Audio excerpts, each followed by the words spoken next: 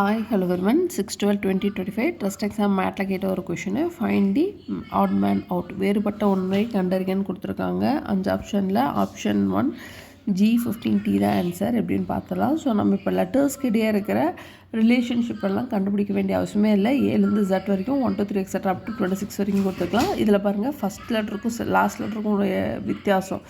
ஜட்டுக்கு 26க்கு ஏக்கு 1 26ல் 1 கழிச்சோன்னா நடுவில் இருக்கிற 25 கிடச்சிருது.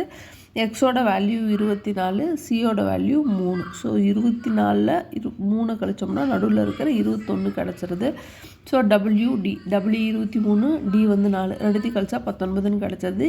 EB B 22, ஈயோட மதிப்பு 5 22ல் 5 கழிச்சோன்னா 17ன்னு கிடச்சிருது. GT எடுத்துக்கலாம்.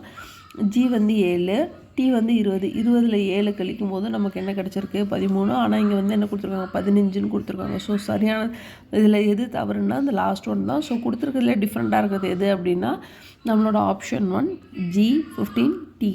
தேங்க்யூ.